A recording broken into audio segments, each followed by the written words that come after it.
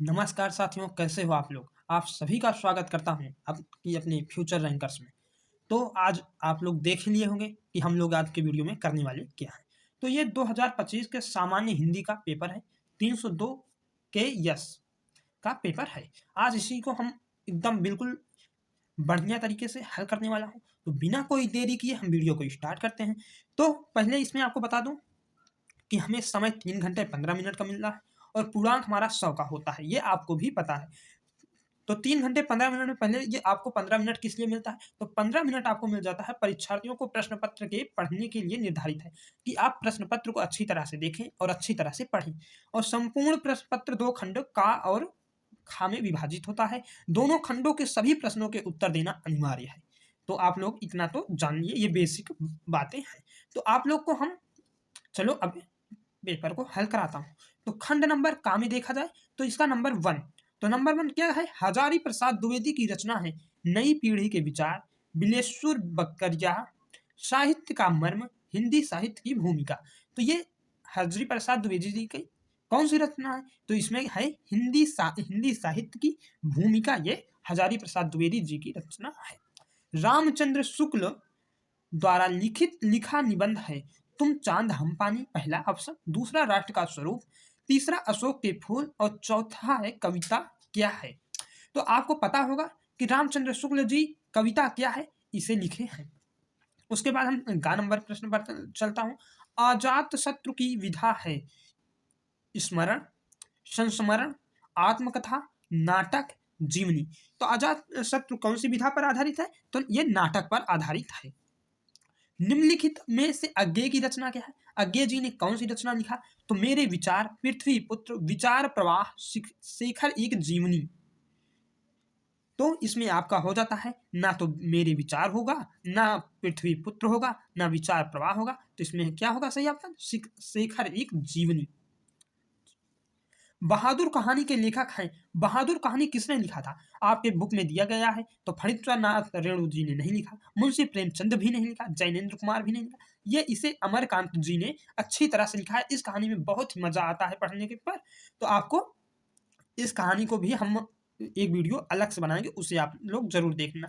कबीर दास प्रमुख कवि हैं कौन से युग के, कौन से वाद, प्रयोगवादी काव्य धारा के, प्रगतिवादी काव्य धारा के, निर्गुण ज्ञान श्रेय काव्य धारा के, सगुण काव्य धारा के। तो इसमें आप लोग तीसरा ऑप्शन लगाना, क्योंकि ये निर्गुण ज्ञान श्रेय काव्य धारा के अच्छे कवि माने जाते हैं या प्रमुख कवि माने जाते हैं, कि इनके टक्कर में कोई कवि नहीं है।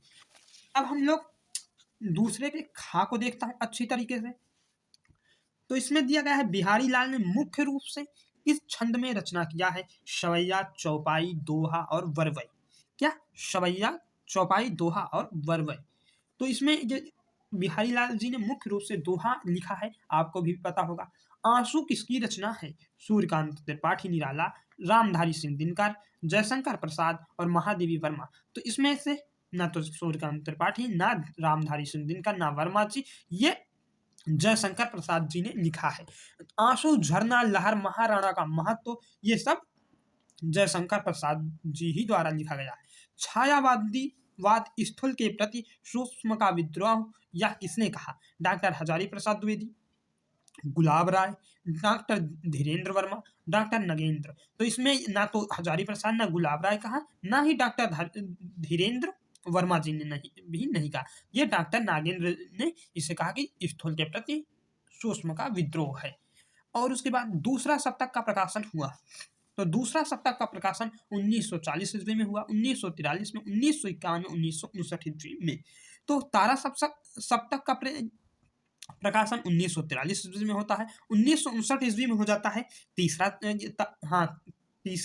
तारा सप्तक का प्रकाशन। और जो दूसरा सप्तक का प्रकाशन होता है 1951 ईस्वी में, किसने किया, भवानी प्रसाद जी ने किया,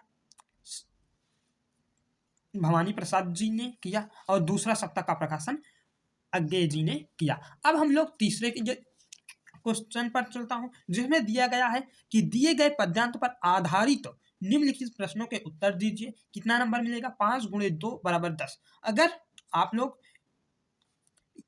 एक अथवा में आता है, एक करना होता है, तो जिसमें एक आप इसे अगर करेंगे तो आपको 10 नंबर मिलेगा।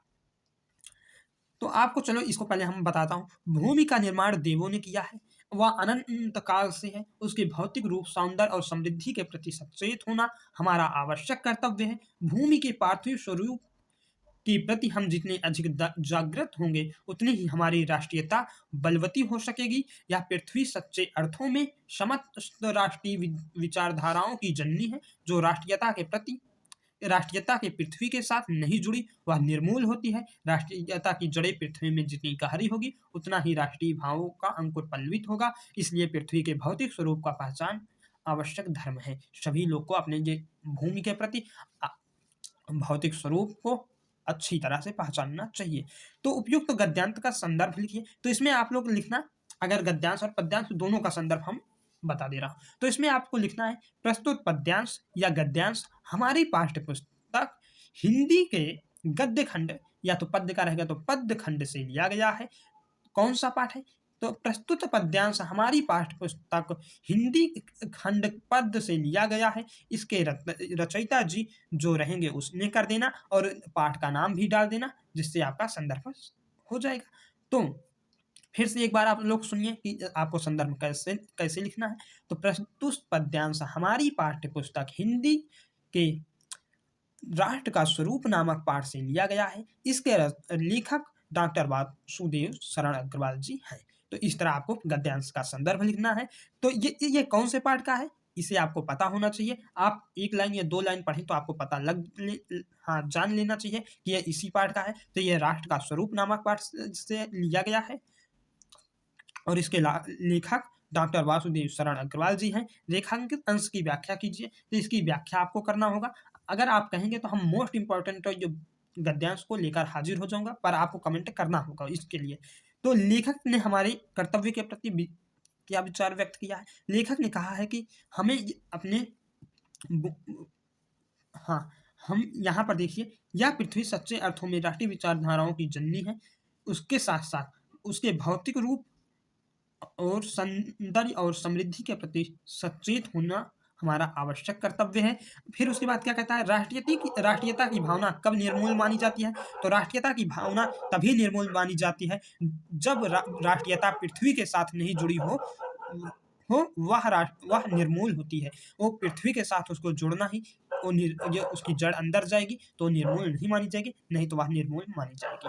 तो इसका क्वेश्चन अगर चाहिए तो आप कमेंट करिए, ये आपको जरूर मिलेगा।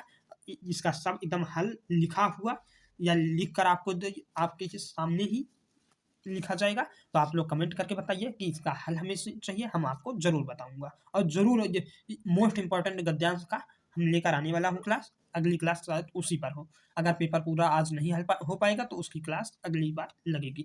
तो विकसित देशों के समृद्ध के पीछे कोई रहस्य नहीं छिपा है, ये अथवा में है। तो इसके ज़्यादा ना देखते हुए हम लोग इसकी मेन चीज़ को देखते हैं। उपयुक्त गद्यांश का शीर्षक लिखिए। कभी आता है शीर्षक और लेखक दोनों को लिखने के लिए, तो आप लोग शीर्षक और लेखक दोनों जान लीजिए। तो ये गद्यांश हम और हमारा आदर्श डॉक्टर APJ अब्दुल कलाम द्वारा लिखा गया है। तो इसकी रेखांकित अंश की व्याख्या अभी बताने लगूंगा तो और क्वेश्चन जो है वो छूट जाएंगे, इसलिए आप लोग इसे खुद करके हमें बताना कि हाँ हमने किया है। G8 के देशों ने किस विश्वास को मजबूत किया है? तो जो G8 के देश हैं उन्होंने यह मजबूत किया है कि हमें समृद्ध देश में अच्छा जीवन बिताना है। यहाँ पर देख लीजिए, इस विश्वास को प्रस्तुत किया है कि मजबूत और समृद्ध देशों में उन्हें अच्छा जीवन बिताना है। ये G8 के नाम से पुकारा जाता है। तो कौन कौन से ये देश हैं जो G8 के नाम से पुकारे जाते हैं? जैसे फ्रांस है, जर्मनी है, इटली है, यूनाइटेड किंगडम, अमेरिका है, जापान है, यूनाइटेड है स्टेट है, कनाडा और रूस। ये लोग G8 में शामिल है। लेखक का मजबूत और समृद्ध देश से क्या तात्पर्य है? तो इसी को आप लोग पढ़ना और अच्छी तरह से आप लोग उत्तर दे पाएंगे। तो और हम चलते हैं पद्यांश पर। गद्यांश हमने आपको अच्छी तरह से बताया, अब हम पद्यांश को देखते हैं। ये चौथा नंबर है। तो दिए गए पद्यांश का पर आधारित निम्नलिखित प्रश्नों के उत्तर दीजिए। यूं प्यारे को विदित करके सर्व मेरी व्यथाएं, धीरे धीरे वाहन करके पाँव की धूलि लाना, थोड़ी सी भी चरण रज जो ना देगी हमें, तो हाँ कैसे तो व्यथित चित्त को पौध मैं दे सकूंगी। पूरी होवे यदि तुझसे अन्य बातें हमारी, तो तू मेरी विनय इतनी मान ले और चली जा, छू के प्यारे कमल पक्का पग को प्यार के साथ आजा, जी जाऊंगी हृदय तल में मैं तुझी को गले लगा के। यहाँ पर गले लगाकर जो मान लीजिए, क्योंकि तुझी को लगा के तो कहाँ लगाएंगे, तो गले लगाएंगे, तो इसलिए आपको यहाँ पर गले लगाना है। ये भी 5-5 नंबर के आते हैं। इसको करने से 10 नंबर मिल जाता है। एक पद्यांश एक गद्यांश करेंगे तो आपका 20 नंबर एकदम परफेक्ट बन जाएगा। 20 में ज़्यादा काटेंगे तो 18 तो पक्का ही मिलेगा। अगर राइटिंग से 1 नंबर या 2 नंबर कट गया तो 18 तो पक्का मिलेगा। तो इसका संदर्भ लिखना कैसा है, तो प्रस्तुत पद्यांश हमारी पाठ्य पुस्तक हिंदी पद्य खंड से पवन दूतिका नामक पाठ से लिया गया है। इसके कवि अयोध्या सिंह उपाध्याय जी हैं। ये राधा पवन दूतिका से किसकी धूल लाने को कहती है, तो ये आपको पता है। राधा किसके कहेंगी, तो कृष्ण की कहेंगी। तो यहाँ पर लिखना है राधा पवन दूतिका से कृष्ण की जो चरणों की धूल लाने को कहती है। रेखांकित अंश की व्याख्या कीजिए। छू के प्यारे कमल पग को प्यार के साथ आ जाना। राधा जी कहती हैं पवन दूतिका को कि तू जा और कृष्ण के प्यारे कमल के समान चरणों को छूकर प्यार के साथ आजा, मैं तुझी को अपने हृदय से अपने गले से लगा के जी लूंगी। तो प्रस्तुत पद्यांश में कौन सा अलंकार है, तो अलंकार अब आपको कमेंट करना है। अगर आप कमेंट नहीं करेंगे तो हम अलंकार और रस की क्लास लेकर आएंगे, तो उसमें अच्छी तरह से इसे हम क्लियर करेंगे। राधा पवन दूतिका से क्या प्रार्थना करती है, तो राधा पवन दूतिका से यही प्रार्थना कर रही है कि तू जा और वहां से श्री कृष्ण के चरण धूल को लेकर आ, और अगर तू कुछ कर सकती है तो विनय इतनी मान ले और चली जा, छू के प्यारे कमल पग को प्यार के साथ आजा, जी जाऊंगी हृदय तल में मैं तुझी को लगा के।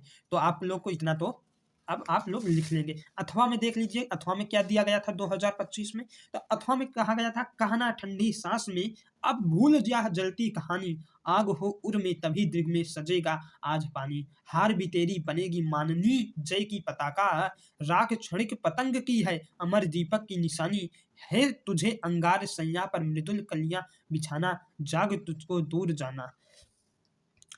इसमें इसका संदर्भ पद्यांश है, तो आप लोग को वही संदर्भ में लिखना जो हमने पहले बताया हो। रेखांकित अंश की व्याख्या कीजिए, तो रेखांकित अंश की व्याख्या आप लोग कर लेंगे। अमर दीपक की निशानी का आशय लिखिए, तो यहाँ पर देखिए राख क्षणिक पतंग की है अमर दीपक की निशानी, मतलब कि एक दीपक जलता है तो उसके चारों और कीट पतंगी आकर उड़ने लगते हैं, जिनसे वो जल कर भस्म राख बन जाते हैं, तो वो नीचे गिर जाते हैं। तो वहां पर दीपक बुझ जाने के बाद भी यह पता लग जाता है कि यहाँ कभी ना कभी तो दीपक जला था, तो वही अमर दीपक की निशानी का है। तो आप लोग इसे अच्छी तरह से लिखिए। क्षणिक का शब्द से क्या तात्पर्य है, क्षणिक का ये संधि विच्छेद अगर करें तो हमें मिल जाता है क्षण प्लस इको, इसका मतलब होगा कि थोड़े समय के लिए। तो आप क्षणिक शब्द से क्या तात्पर्य है, थोड़े समय के लिए कहा है, और इसको अच्छी तरह से आप पद्यांश को पढ़ के देख लेंगे कि राख क्षणिक पतंग की है अमर दीपक की निशानी, तो ये है। हार भी तेरी बनेगी माननी, फिर से सुनिए, हार भी तेरी बनेगी माननी जय की पताका, मतलब यदि किसी के हृदय में अज्ञात प्रियतम के प्रति सच्चा प्रेम है तथा उसके हृदय में अपने प्रियतम से मिलने की एक निष्ठ हृदय छटपटाहट विद्यमान है, तो इस स्थिति को उसके मिलने वाली हार भी उसकी जीत मानी जाएगी। तो आप लोग को इस तरह लिखना है। तो वीडियो ज़्यादा लंबी ना हो, इसलिए हम अगले वीडियो में आप लोग को लेखक का जीवन परिचय से लेकर आगे वाला पेपर का जो आगे खंड है उन्हें अच्छी तरह से देखेंगे। तो मिलता हूँ नेक्स्ट वीडियो में, तब तक के लिए धन्यवाद दोस्तों। अपने दोस्तों में जरूर शेयर करिए, ज्ञान बांटने से बढ़ता है, आप लोग को भी पता है, तो आप लोग अपने दोस्तों में जरूर शेयर करिए। मिलता हूँ नेक्स्ट वीडियो में, तब तक के लिए धन्यवाद। और कमेंट में जितना कहा हूँ उतना आपको कमेंट करना है सभी लोग को। तो मिलता हूँ नेक्स्ट वीडियो में।